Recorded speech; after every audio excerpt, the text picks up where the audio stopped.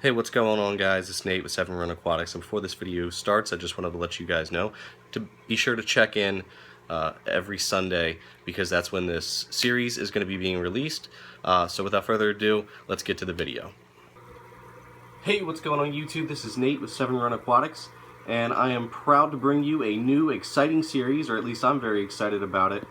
A three-part series on breeding apistogrammas, and this is just going to be kind of a generalized series. I'm not going to go into any of the specifics for harder species. Every fish is different, and you kind of have to know your fish and your system well, but there are some general guidelines that you can follow and when you're trying to breed these fish. So today I would like to talk about kind of the tank that you're going to need, the tank setup, as well as some dither fish that work well with apistogrammas, water parameters, and then selecting your pair. The next episode will be on spawning preparation, spawning, after spawning, and stuff like that. And then there'll be a third video about the rearing of fry. So without further ado, let's go ahead and get started into the bulk of what this video is going to be about. We'll start off with the tank and what you're going to need as far as that goes. So with apistogrammas, size doesn't really matter. You can breed apistos in anything starting from a 10-gallon all the way up to super big mega tanks. However, smaller tanks are generally better. I find 20 gallons to be about the right size for apistos. But you can do anything, like I said, from 10 to whatever size tank you want to use. So I usually use between 10 and 15-gallon tanks. I find that they're easier to clean and keep track of the pair in, as well as fry once you have them. So as far as the substrate goes, sand is going to be your best option, because apistos like to sift through sand and filter out microorganisms, and they also like to be able to move sand around when they're breeding. So keep that in mind when you're setting up your aquarium. The next thing is that apistos come from blackwater streams most times, and these streams have no plant life. So while I do have some plants in here, I have some Java moss as well as some dwarf sage that is taking over my 29-gallon that I threw in there just because I didn't have anywhere to put it. But generally speaking, plants aren't a must.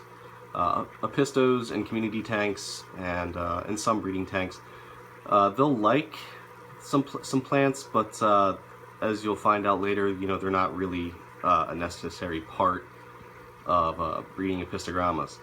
Now, these streams where they come from also tend to have a lot of roots or submerged roots coming into the backwater or stream, wherever they're at. As well as a lot of driftwood piled up at the bottom. So as you can see in my aquarium, in my setup here, there is lots and lots of driftwood. And I'm sorry I messed up a little bit on the camera there. The mother is taking the fry to the back of the aquarium where we're not going to be able to see him. But that's okay. We'll keep going and we'll keep talking, and hopefully we'll be able to get some good footage still. So look, let's get back on track here. Like I said, wood is important. Wood is going to help lower the pH, release tannins, create territories, and aid in the growth of algae as well as microorganisms, which the parents will like to pluck at, and it's also going to be beneficial for your fry later on. The next item on the list is going to be leaves. I don't have as many on this side, but if you look over this way, you'll see I have a giant pile of oak leaves. Leaves kind of function in the same respect as wood, in the sense that they help lower the pH, create a natural feel, and break up spaces in the tank. They are also good at housing microorganisms and provide hiding areas for the parents as well as eventually fry. Apistos also generally like some floating vegetation as well, although this isn't necessary too. Now let's go ahead and have a brief discussion about ditherfish. Ditherfish in this situation could be defined as fish that promote parental care. They're good at the parents, making the parents have to defend their fry and stuff like that, so it just reinforces some natural instincts and whatnot. Good species of fish to use as ditherfish would include most types of pencilfish. Knowing my luck and how it normally is, I selected Nanostromus beckfordi, which is actually one of the pencilfish that can eat fry for several weeks until they're large enough that they can't fit in their mouths. But generally speaking, most pencilfish, their mouths are too small to eat fry after a certain point. So pencilfish are a good option, and then some species of rasboras I've heard do well. Understand that most other species will be able to eat your fry, so you can go ahead and put whatever you'd like in your aquarium as your dither fish, but just know that you're running the risk of having your fry eaten. And I'm trying to find my female wherever she went. There's my male back there. We'll go ahead and look at him. Okay, so as far as your water parameters go, wild Apistogrammas, depending on the species, live in extremely soft and acidic water, and this can range from as low as 4.0 on the pH scale all the way up to neutral values. Tank-raised Apistos and many wild-caught species, however, are generally pretty adaptable to neutral pHs, so your pH isn't as big of a worry as it is with breeding other fish.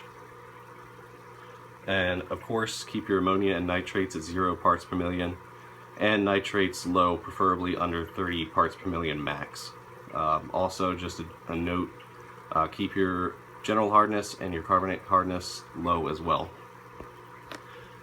So now we're going to move on to selecting a pair, and then we're going to go ahead and end this video. So make sure when you're selecting a pair that you know for a fact you have a male and a female. Males are going to be distinguished generally by more flashy and finnage, and they're going to be more colorful, while females have more subdued colorations. Males are also more significantly larger as well.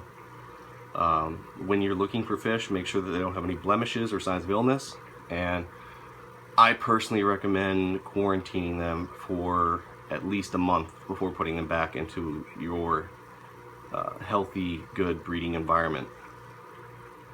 During this time that they're in quarantine, just make sure that they're doing well and that any signs of illness, white spots, for ick, or keep track of their bowel movements. Make sure that their bowel movements aren't white, indicating internal parasites or anything like that, and you'll be on a good track to preparing your pair for breeding.